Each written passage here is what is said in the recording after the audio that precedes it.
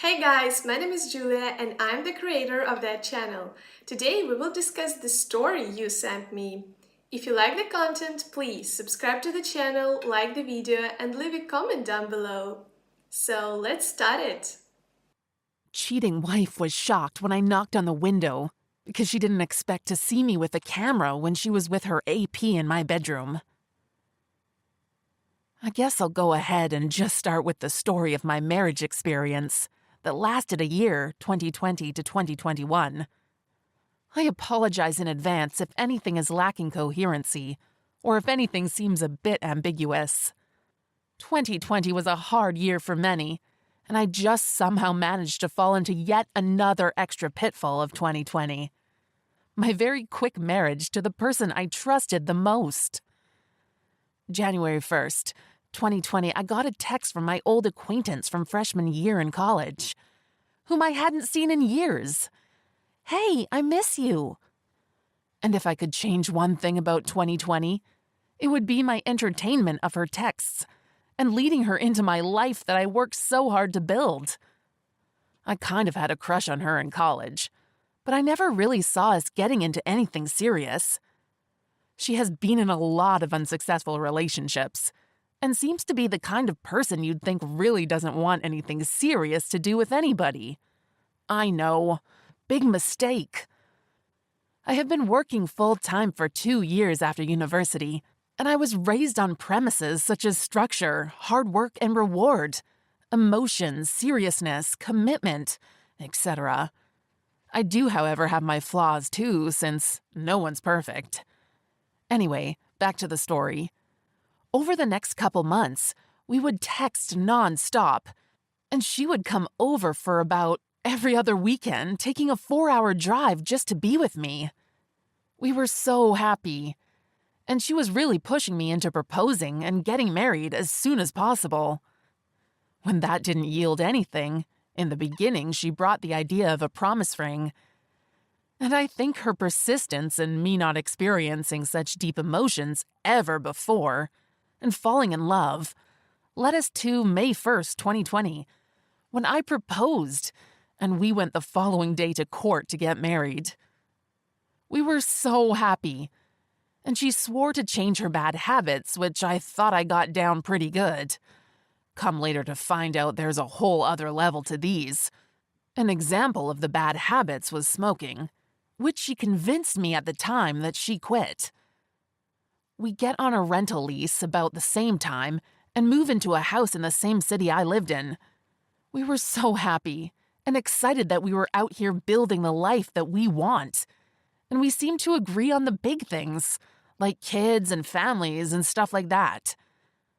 After only about a month of living together, before May ends, I was lying on the bed working from home one day when I noticed her phone, right next to me, light up with Snapchat and Twitter notifications. Now, I had previously learned her passcode, as she told it to me once, and it's so easy I never forgot. I entered it and peeked at the notifications, and I was shocked at what I saw. My whole body started shaking as we're still cuddled up, and she's asleep. And here I am finding out that what she told me she does for a living was a complete lie in the crap. I saw the posts on Twitter, and Snapchat, and X sites, and online X sites, and figured it all out pretty quick. My wife that I just married has been streaming online for the past 3 years or so. I wasn't sure how to react as my body froze in bed. My shaking body eventually triggered her to wake up. And as soon as she did, she noticed how pale my face was and lack of eye contact, and asked, "What's wrong?" I said nothing. Again, "What's wrong, babe? Are you okay?" I asked, "What do you do for a living?" as I slowly turned her phone towards her with the very detailed posts of hers advertising her body on Twitter, and her reply was shocking and absolutely ridiculous. "How do you think I made all that money very fast and staying up all night?" Yup, she's very quick to lay her problems, and lying on others very rapidly. I know some people are okay with streaming online, and whatever. I just want to mention that it was very clear that this is something that will break our relationship forever. The following moments were moments of her crying on bed and trying to hug and kiss me and tell me she's sorry and won't ever do it again, and she would quit and do anything for me and to make me happy, and that it's a soul-destroying job and so on.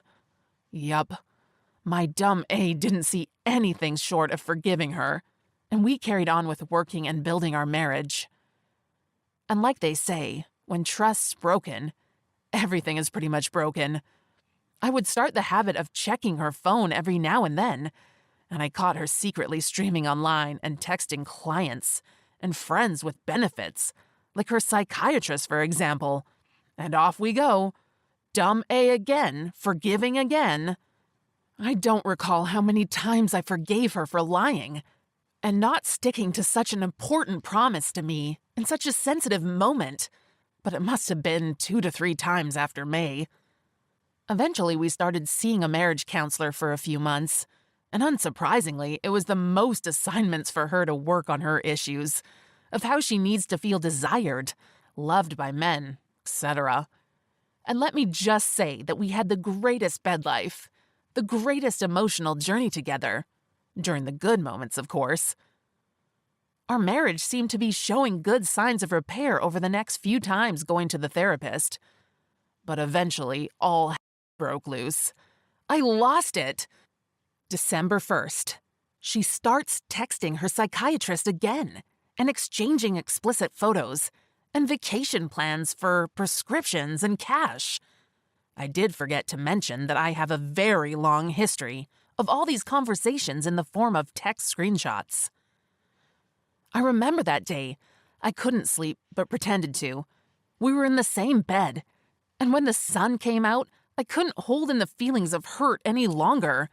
I went to my computer while she was still asleep and printed the divorce forms, filled them out rather fairly, considering what she's done, and woke her up with the simple, "I need you to sign this." She was so confused, so I had to elaborate and tell her, "These are divorce papers. You don't deserve someone like me. I had enough lies. I can't trust you ever again, even if I wanted to. Save us both the head and heartaches, and sign this." She starts crying and goes into a breakdown. I got no signature that day, unfortunately. Her mom drove down, worried after what happened, and I didn't exactly tell her what's been going on, but kept it as a simple, "Our trust is broken, and I can't trust her anymore. This is for the better." After a week of back and forth talk between us, she finally agreed to sign it, wanting us to stay friends. Remember my dumb A? Yes, I said yes. Let's stay friends. And open to her another smaller part of my heart as a friend who cares about her still and provides some of her needs, since her online streaming income is no longer present. One of our main agreements as friends, who live together for the remainder of the lease, was to not have anybody over, guys in her case and women in my case. We had our separate bedrooms and tried to focus on our lives. It only took 2 weeks, December 16th, and I wake up randomly at 1 a.m., and I see a text from her saying she has a friend over. I text her my disappointment since it's clearly a guy in there, and I felt so disrespected. No answer. I get my phone and go into the backyard and get a good video of what's going on in the bedroom. Had I waited 10 more seconds, they would have been all in each other deep. I knocked on the glass creepily as I'm filming her absolute lies and deceptiveness, and the guy starts to leave. This was probably the first time I yell at her throughout the entire year of marriage and call her garbage and disgusting and so on. We come to a resolution after the fighting that she would take over the lease till it ends in May 2021 and would be responsible for the entire rent amount. I started apartment searching and ended up with a move-in date of just this week, January 9th, 2021. Keep in mind 2 things. The first is that in order to take my name off the lease, I had to pay the remaining half of the rent for the next months, and we agreed she would pay me those back on a payment plan since she doesn't really have a steady job, and she went back to streaming online now. The agreement was handed yesterday to her and is yet to be signed. The second thing is that I have all my property off the house that we lived in, except for my washer and dryer, that I agreed to leave with her as a little help till the end of January 2021. Trying to decide if I should stick to that agreement now, since she almost made a fuss out of everything and wouldn't let go of anything easy. Anyways, that same night, I finalized my move out. 10 minutes later, and with a 20-minute notice, she brings another guy over to move some furniture around. A guy she met on Bumble, whom she keeps stressing how successful and rich he is. I find myself spending the night in a motel nearby my new place since the electricity is out. I don't want to reach out to her since I feel like just cutting her off completely from my new life, 100%. I started watching cheating wives videos on YouTube, and the Reddit storytelling ones brought me here to share my story with you about my infidel ex-wife. My ex-wife deceived me and manipulated me. I was the dumb nice guy who worked overtime, trying to find stability on our shaky grounds, and yet I don't get support from her. Instead, all I get is hurt and disrespect, even on good terms. I'm glad we had no wedding, and I feel sorry for any single soul she decides to manipulate in the future. Yes, she's very good at it, and I'm a dumb A. But overall, I'm glad it only took me less than a year to find out who she really is and what she really wants to change about herself. No kids, all financial support, except for some furniture she got, was from my income and hard work. And I can let go of this person forever now, even if she comes back on her knees with another, "Hey, I miss you." I learned a lot. If you made it this far, you're all awesome and great listeners to a not-so-great writer. I hope I get better at it and provide more updates with time. But for me, all I wanted was to vent and air out some steam, because for her, it's so easy to find a guy and sleep with. But for me, I'm still in shock and questioning who the heck did I marry? LOL. And our last story. I went numb when I found out the shocking truth of my fiancé. Honestly, I, 26 male, didn't know this woman that well when we first met through a dating site. She was 35, and according to her profile was single. Never told me she was married. We went out on a few dates for 4 months, until she told me she wasn't interested anymore. I later found out it was because her husband was getting suspicious, and she needed to cut her losses. But a few months after, she contacted me again and told me she was pregnant. It hadn't been that long since we slept together, and she confessed everything. Her husband still didn't know yet, because she wanted to find out who the father was first. We did the prenatal paternity test and confirmed her baby was also mine. She had to tell him after that, and it was a crap show. He wanted to speak to me and called me like crazy. She got him to leave me alone after telling him I never knew about her being married. We were both lied to by her. They're apparently trying to work things out, but here's the thing. Her husband wants me completely out of the picture and is willing to adopt my baby if I terminate my parental rights.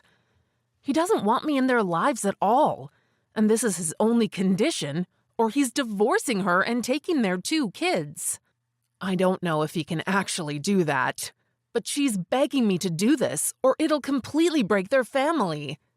Neither of them are considering that this is my child too, and I want to be in my child's life.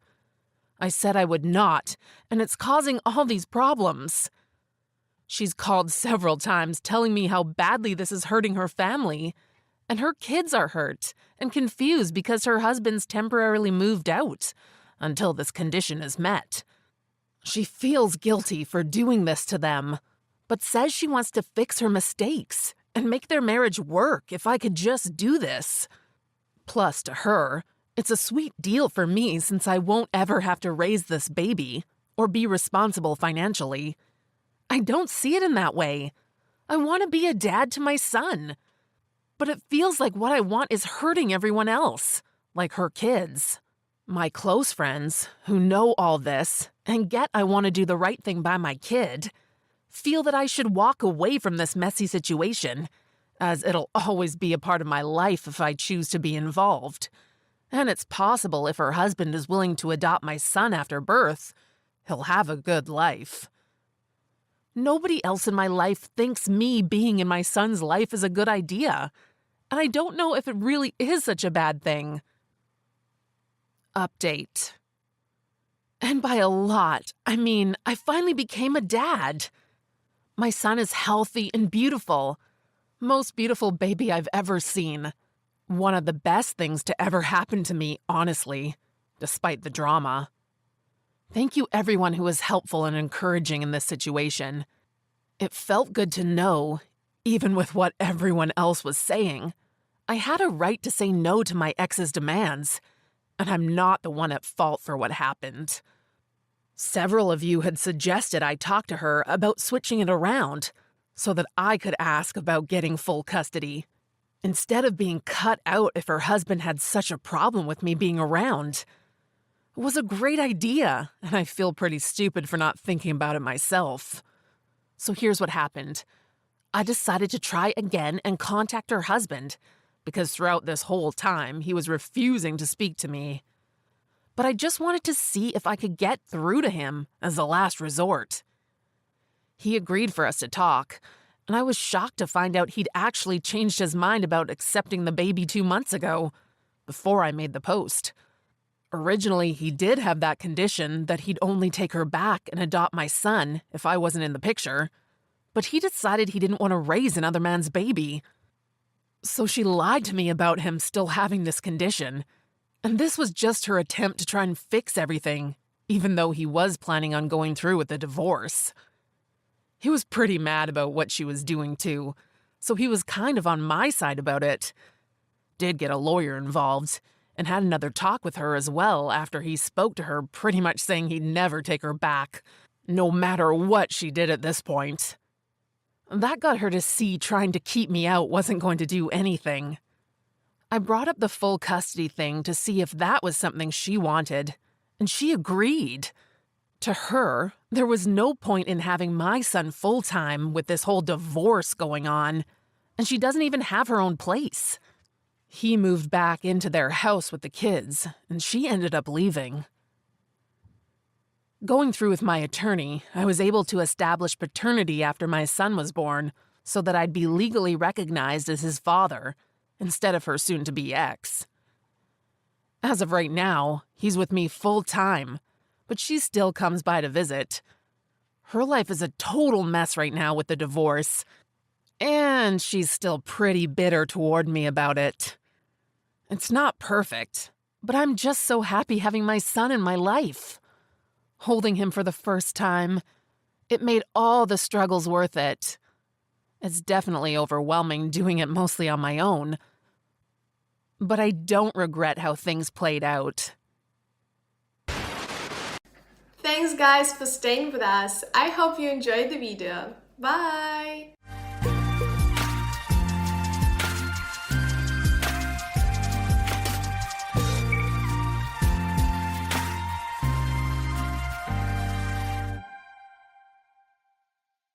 Alright, everyone's presentations are done.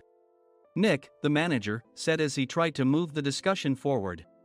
Excuse me, I haven't. I recently found out something. Nick interrupted me and began to speak. There's apparently someone in this department who didn't graduate high school and is just a part-timer. Meetings should be for employees only. Absolutely right. His lackey, Mike, of course, agreed with Nick. I'm leaving. After leaving the meeting room, I started to shut down my computer. I noticed that an email had arrived, not in my personal inbox, but in the company's shared email. Thinking, there's no point in speaking up, no one will listen, I went home quietly. The next day, I heard a commotion from Nick's desk. He was staring at his computer screen, his face pale. Nick? Is something wrong?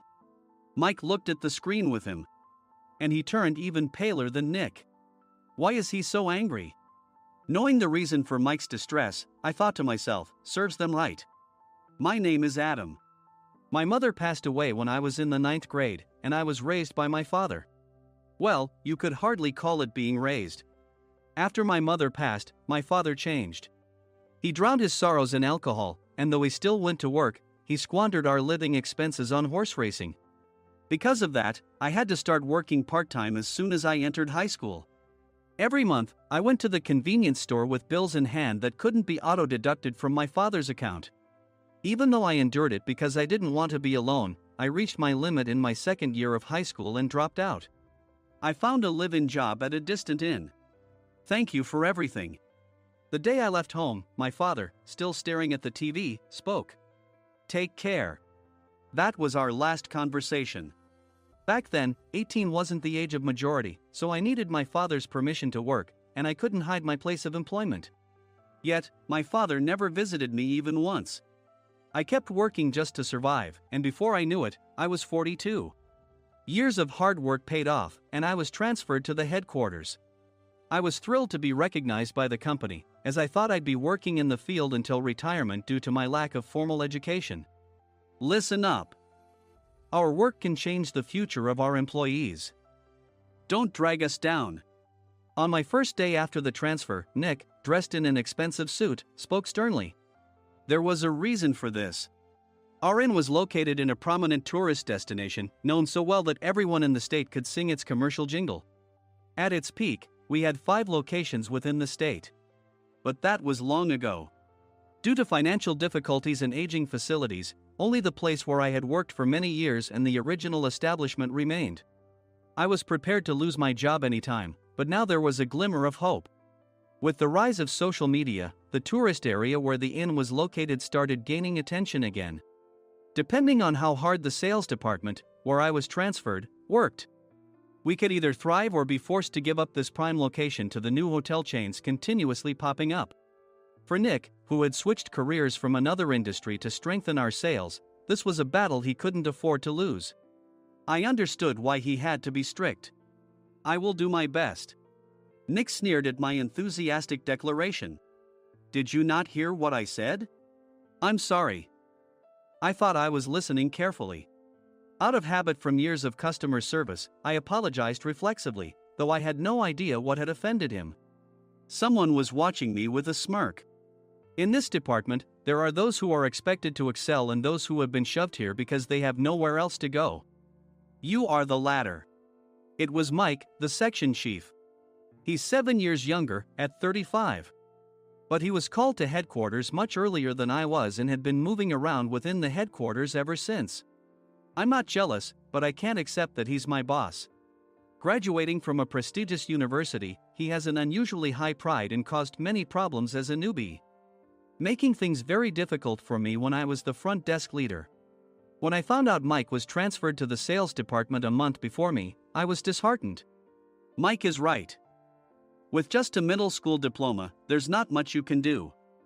Don't even think about achieving results. As if I didn't exist, Nick remarked, I'm thirsty. Mike eagerly ran to the coffee maker. It seems Mike is Nick's lackey. I regretted being happy about my transfer to headquarters, wishing I had stayed on site forever. Send a direct mail to every company on this list by the end of the day. Nick only assigned me tasks that even a new graduate could handle. What? There are over 1,000 companies. You want me to send to all of them by today? Yes, if you and your fellow misfits split the work, even those with nowhere else to go should finish by today. I glanced at the employees typing away expressionlessly. They were worn out from customer service, only thinking about leaving on time, or were women reassigned after having children, with zero motivation for work.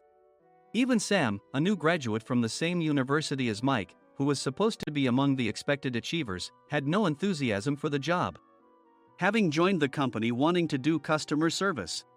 I don't care what they say, I plan to quit anytime, he said. Only Nick and Mike were highly motivated, making all the decisions between the two of them. I originally only wanted to work at the inn to survive and had no particular attachment to this job.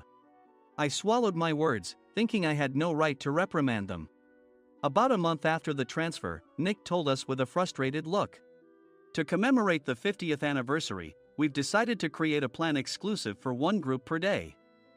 Originally, Mike and I were supposed to come up with it, but our president, Mr. Thompson, insists on hearing everyone's opinions.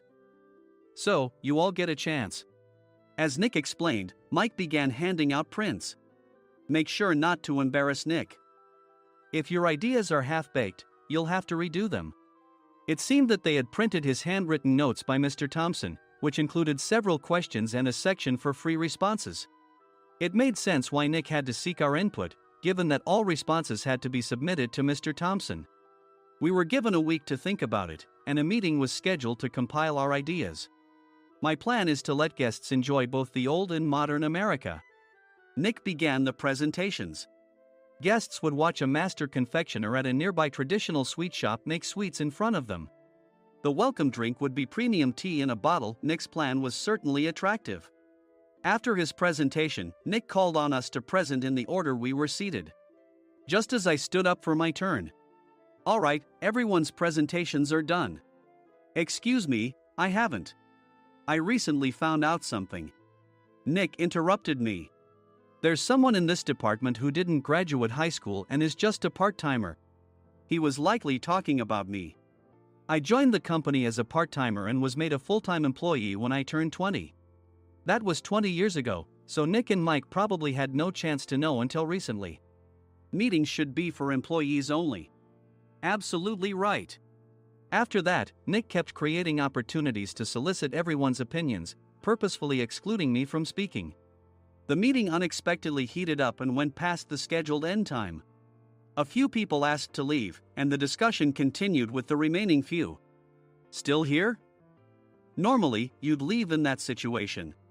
Though I had no attachment to the job initially, hearing kind words from customers made me want to make them happier. For someone like me, with nowhere to go, the inn was my home and customer service was my life. I felt pathetic about my current self. I'm leaving. I left the conference room and started shutting down my computer. I noticed an email had arrived, not in my personal inbox, but in the company's shared email. Thinking no one would listen to what I had to say anyway, I quietly went home. The next day, while preparing the DM as instructed, I heard a commotion from Nick's desk. In his haste to stand up, he hit his knee on the desk. He stared at his computer screen, his face pale. Nick! What's wrong? Mike, thinking he should be the first to rush over, approached Nick while still wearing his coat. He peered at the screen with Nick. And he turned even paler than Nick. Why is he so angry? Who is responsible for this company? Nick, more irritated than ever, asked, and Mike answered without checking. Probably Sam. Sam wasn't there because he was attending a morning training session for new hires. Nick gave up on getting angry and returned his gaze to the screen. They were looking at an email that arrived right after the end of the working day yesterday. Apparently, no one, including me, had checked it before leaving. The email was from a large company that used us for their annual employee trips.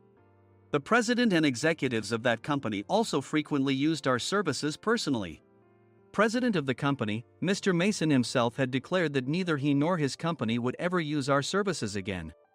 Well, some companies cancel their employee trips or stop using our services due to financial struggles. Let's just move on. Mike kept wiping the sweat from his forehead with a handkerchief.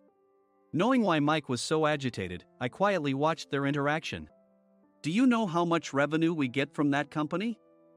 We can find other guests to fill the rooms, but we'll lose the banquet costs, gift shop revenue, rental car fees, and more. Moreover, the gifts were supposed to be prepared by the traditional confectionery shop involved in Nick's proposed plan. If it's known that we incurred such a huge loss at this critical time, Nick's position in the company would be jeopardized. Nick took a deep breath, seemingly trying to calm himself. All right, Mike.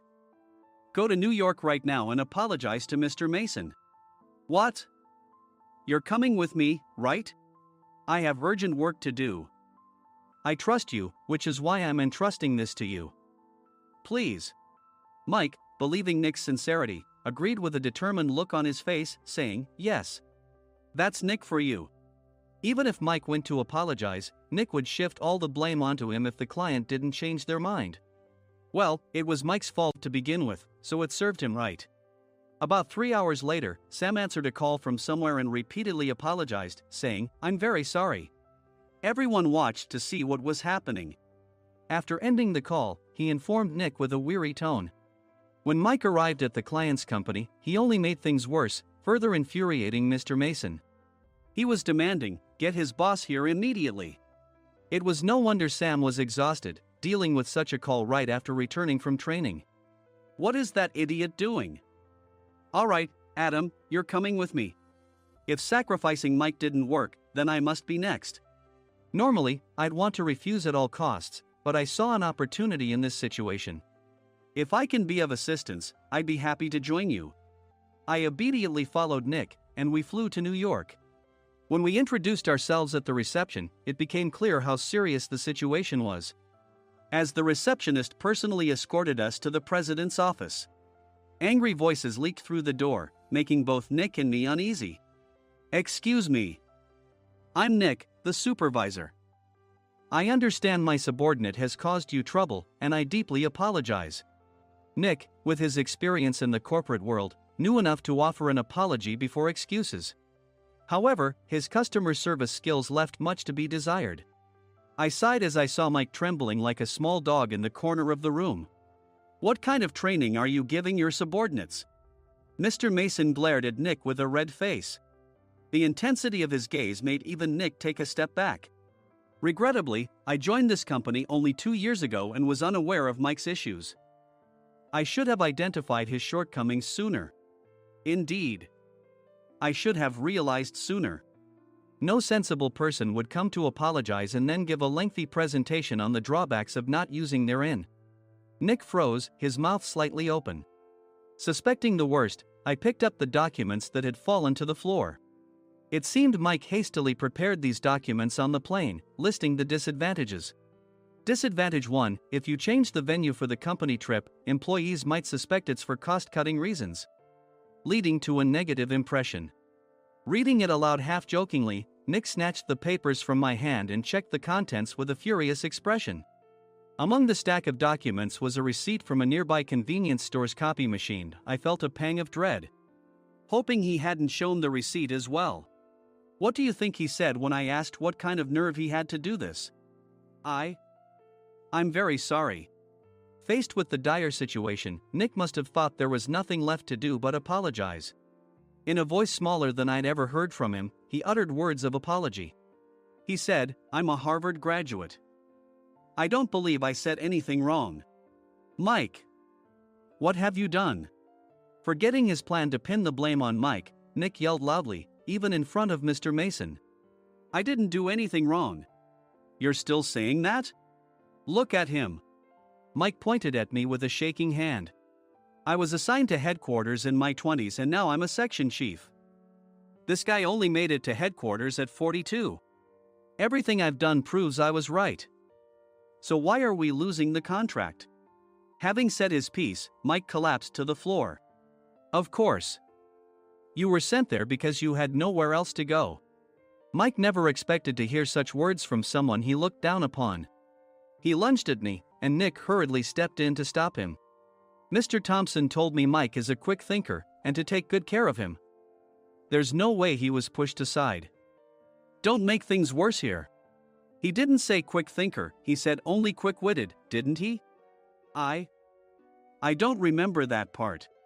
I recalled the many troubles Mike caused when he was a newbie. When Mike was on the front line, his pride was so high that he never apologized to customers. Customer service, especially in our job, doesn't work alone. It brings both good and bad situations. If the front staff or housekeepers made mistakes, or the cleaning company didn't properly clean a room, one had to apologize to the customers regardless of personal fault. Mike, in such situations, would never apologize, insisting he wasn't at fault. This often angered customers, and as the front desk leader, I frequently had to apologize on his behalf. He caused complaints and disrupted operations, which is why he was quickly moved to headquarters. In departments where he didn't interact directly with customers, his quick thinking was beneficial and things went well. But it seemed his flaws were starting to show. Corporate reservations are supposed to be entered into the system by the sales representative. But a quick check yesterday revealed that more than 10 items were missing from the client's reservation. The handover document clearly stated what needed to be prepared. Why didn't you enter it into the system? Why do we have to give them special treatment? Filling rooms near the banquet hall, setting up all the food in advance. Specifying the brand of wine, they're too demanding. No wonder he always angered customers, I thought, feeling a headache coming on. Grouping them in rooms near the banquet hall is for our benefit too. It makes it easier for the staff to set up beds and serve breakfast since everyone's schedule is synchronized. As for the other requests, Mr. Mason suggested them to lighten our load. I didn't know that. Nick finally seemed to realize that Mike was the one who had angered the client. What did you say to them? I just told them we wouldn't give them special treatment anymore. We shouldn't waste effort on things that don't bring in money. I was utterly exasperated at his lack of understanding of customer service. Of course, we shouldn't comply with unreasonable demands. But carrying over successful practices from past stays makes customers feel remembered and enhances their experience. Good memories encourage repeat visits. That's part of our job. I looked down at Mike, who was sitting on the floor. In our job, nothing is a waste. Mr. Thompson likely moved you to the sales department, hoping you'd finally understand this. How do you think he feels now that you failed to meet his expectations? Mike, tears in his eyes, fled the president's office. I was amazed he still hadn't apologized. You have it tough, Adam. It's okay, we're all employees of the same company. I deeply apologize for this disrespectful incident. Especially after all the care you've shown us. If it weren't for you, Adam, I really would have stopped staying here. When I heard you were moving to the sales department, I was willing to reconsider if you handled it. Seeing us talk so amicably, Nick's face contorted. Do you two know each other? Adam's service is excellent.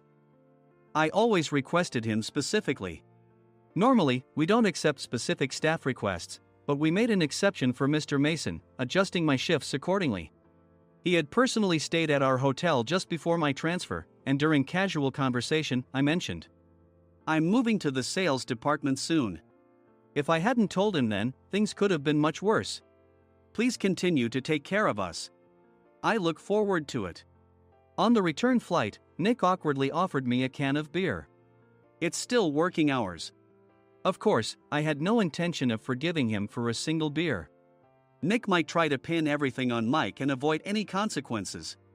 While pondering this, a startling fact came to light.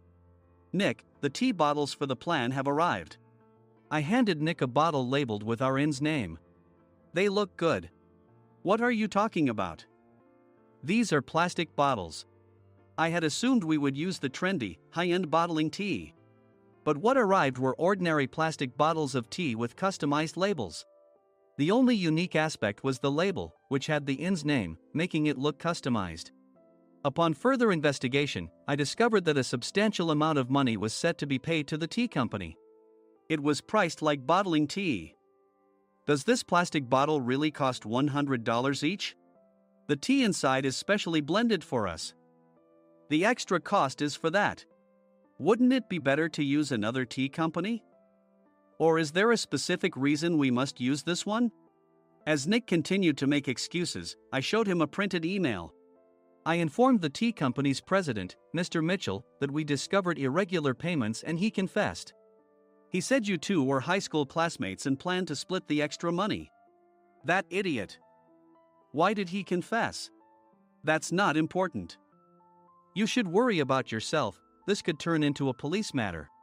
Opening the bottle cap, I suggested. How about calming down with this tea? It supposedly has a relaxing effect. Nick drank the tea frantically. In the following days, decisions were made about their fates.